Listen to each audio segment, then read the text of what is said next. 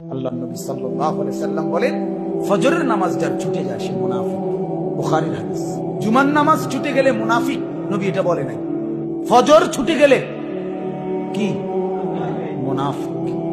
আর মুনাফিকের ঠিকানা আল্লাহ বলছে জাহান্নামে। হ্যাঁ, জাহান্নামের সবচেয়ে নিচে।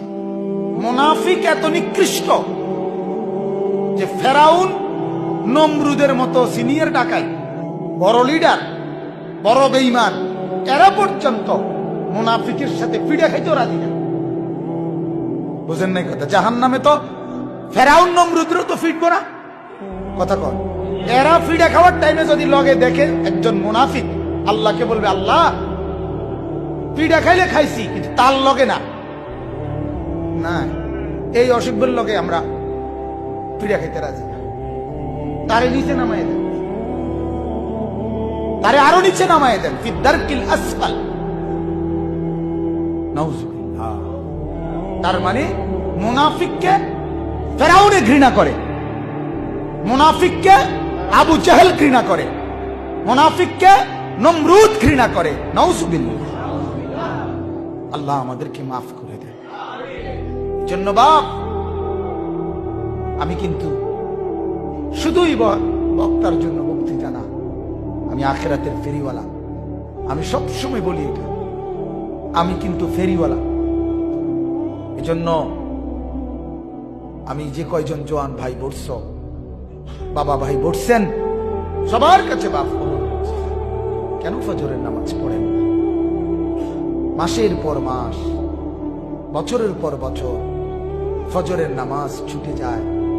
কেমনে উঠেন ঘুমের থেকে 8টা বাজে? এই মুখ দেখান কেমনে?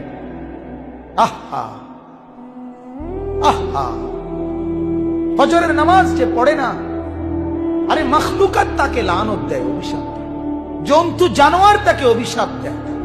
এক কুকুর তার চেহারা দেখতে চায় না, বিশ্বাস করেন না।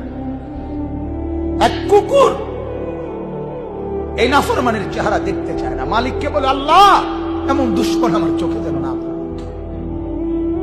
জন্য হিম্মত করে, আমি মুসলমান, আমি যদি রাত্রি 3টায় উঠে এয়ারপোর্টের প্লেন ধরতে পারি, আমি যদি ট্রেনের স্টেশনে ট্রেন ধরতে পারি, ওই যে মাছের আড়ত, যেখানে মাছের আড়ত, যেখানে পাইকারি মাছের ইয়া হয়, সমস্ত আড়ত রাইতে রাইতে শেষ হয়ে যায়, ঠিক কিনা বলেন?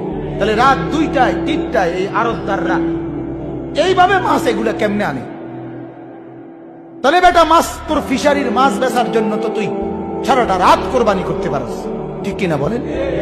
ওই যে নিমসারের আড়ত, চাইয়াই নিমসার আড়ত, তরকারির আড়ত, সারা রাত নিমসারে রাতের 2টা, আমি প্রায় তো আসি, দেখি 2টা 2:30 বাজে জ্যাম থাকে রাতের নিমসারে। মানে তরকারির ট্রাক এবং ওইখানের শিক্ষার মনে যেন হাসরের মাঠ নিমসার বাজারে রাতের 2টা 3টায়। কারণ মেন আড়তটা জমে ওঠে, সারা দেশে আপনার তরকারি চলে যায় তখন রাইতে রাইতে, সব সেটিং করে করে ধুমাধুম চলে যাচ্ছে। তাইলে বাপ, রাতের 10টায় ঘুমাইয়া 11টা 12টা 1টা 2টা 3টা 4টা 5টা 5:55 6টায় ফজরের জামাত। এখন 7.5 ঘন্টা পরে মাত্র 4 রাকাত নামাজ পড়ে তুমি আবার বিশ্রাম করো, আরো 1 ঘন্টা ঘুমাও, এরপরে কোনো অসুবিধা নাই। কিন্তু মাত্র 10টা মিনিট 4 রাকাত নামাজ পড়ে তোমার কলিজায় কি একটাবারও মনে হয় না? একদিনও মনে হয় না? একবারও মনে হয় না? হায় হায় হায় হায়, এত পাষাণ হয়ে গেল কেন ভাইয়া? এই বাপ, এখানে যারা আছেন, যাদের ফজরের নামাজ ছুটে যায়, আপনি ভাবেন, বাকিদের কথা বাদ দেন, আপনি ভাবেন।